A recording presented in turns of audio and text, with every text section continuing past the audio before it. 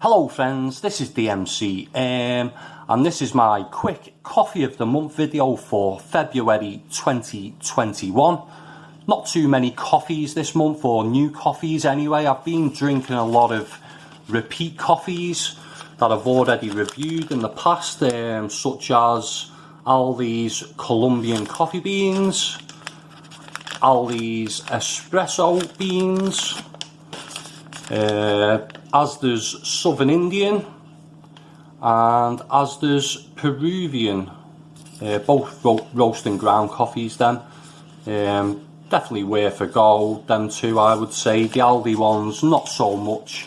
If I was to pick a better out of the two, I'd say the espresso beans were a little bit more interesting than the Colombian coffee beans. And as well, I'd like to say a big thank you to viewers Brian, John, Dave and Alex and Katie as well. This is a coffee that they sent me from a roaster where they live in Glasgow, so a massive thank you for sending this coffee. I'm really looking forward to trying this one, Tenement Espresso. And as I say, I've also received coffees. I've got a cupboard full of coffees to review from Brian, and as I say, Dave and John as well, so a massive thank you for those coffees to review. Let's get on with this month's coffee of the month, and as usual I've got them in some sort of order. The first coffee is the Asda Extra Special Espresso Coffee Beans. Caramelly and sweet with a decent bitter blast, and really good for those milk based drinks. This one, it really does bring out the sort of nutty hints when you make a cappuccino with this one. And yeah, it's a reasonably priced coffee, this one. So that one got a 3.25 out of 5. The next coffee is the Marks and Spencer's Single Origin Mexican Ground Coffee. And this one, decent enough quality, but a little too smooth and bland for me. Slightly floral, and there was quite a bit of acidity with this one as well. That scored 2.75 out of 5. But they're quite reasonably priced coffees in Marks and Spencer's, around the £2.25 mark, so a lot cheaper than a lot of the supermarkets, surprisingly.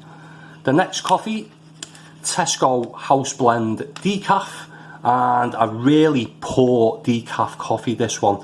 It has that woody walnut staleness, and I think tipping an ashtray into hot water would taste better than this one, and that scored 2 out of 5. The next coffee was the Percol Espresso Coffee Bags. Strong, dark and smoky, but a bit flat and very bitter. And as always with these bags, you get quite a lot of sludge at the bottom of the cup, so I wouldn't be too vigorous with these coffee bags when brewing, and avoid that last mouthful as well. 2 out of 5. It got the same score as the Tesco decaf, but I don't think it was that bad. But yeah, it got a pretty low score of 2 out of 5. The next coffee is the Cheevo Family Ground Coffee, one that was sent to me by viewer Brian, so as I say, thank you for that. It was tobacco-y, rubbery and herbal hints. I hated it at first, but it really grew on me, and I wouldn't say I enjoyed it, and it's an acquired taste, but I did finish the pack.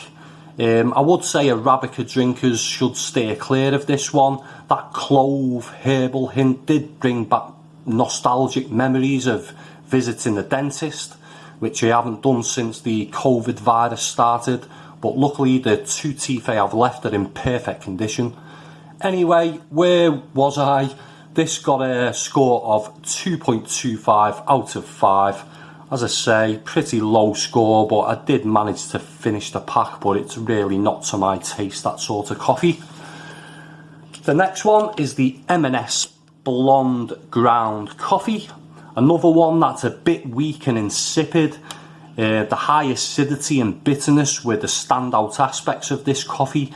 Pleasant enough but very bland, and that scored 2.25 out of 5, the same as it cost, which was £2.25. And my coffee of the month, I don't think there's any surprises really with this one. It's the Jedico Coffee Traders Seasonal Decaf Colombian Coffee Beans. Another one that was sent to me by viewer Brian around Christmas time, so it's taken me a little while to get round to this one.